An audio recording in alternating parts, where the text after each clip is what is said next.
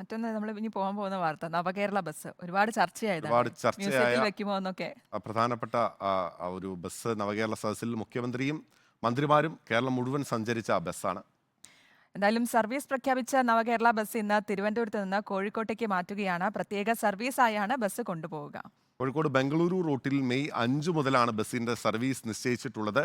ടോയ്ലറ്റും hydraulic ലിഫ്റ്റുമുള്ള bus service ഹിറ്റാകുമെന്നാണ് KSRTCയുടെ പ്രതീക്ഷ. മുഖ്യമന്ത്രിയും മന്ത്രിമാരും കേരളമാകെ സഞ്ചരിച്ച നവകേരള ബസ് ഇനി പൊതുജനങ്ങൾക്കായി വിട്ടുകൊടുക്കുകയാണ് KSRTC. 26 പുഷ്ബാക്ക് സീറ്റുകളും ടോയ്ലറ്റും ലിഫ്റ്റും പ്രത്യേക സൗകര്യങ്ങളുമുള്ള ബസ് മെയ് 5-നാണ് സർവീസ് തുടങ്ങുക. പുലർച്ചെ 4 മണിക്ക് കോഴിക്കോട് നിന്നും യാത്ര പുറപ്പെടുന്ന ബസ് കൽപ്പറ്റ, സുൽത്താൻ ബത്തേരി, ഗുണ്ടൽപേട്ട്, മൈസൂർ, മാണ്ഡ്യ വഴി 11:35-ന് ബംഗളൂരുവിലെത്തും. ഉച്ചയ്ക്ക് 2:30-ന് ബംഗളൂരുവിൽ നിന്നും തിരിച്ച് ിലൂടെ രാത്രി 10:05-ന് കോഴിക്കോടെത്തുന്ന രീതിയിലാണ് സർവീസ് ക്രമീകരിച്ചിട്ടുള്ളത്.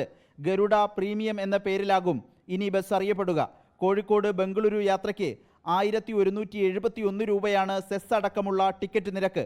ഇതിനു പുറമെ AC ബസ്സുകൾക്കുള്ള 5% ലക്ഷറി ടാക്സും നൽകേണ്ടി വരും. കോഴിക്കോട്, കൽപ്പറ്റ, സുൽത്താൻ ബത്തേരി, മൈസൂർ, ബംഗളൂരു എന്നിവയാണ് ബസ്സിനുള്ള സ്റ്റോപ്പുകൾ.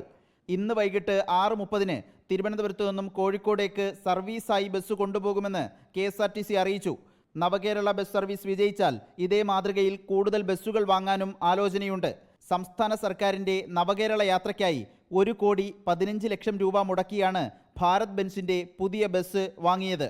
റിപ്പോർട്ടർ, തിരുവനന്തപുരം.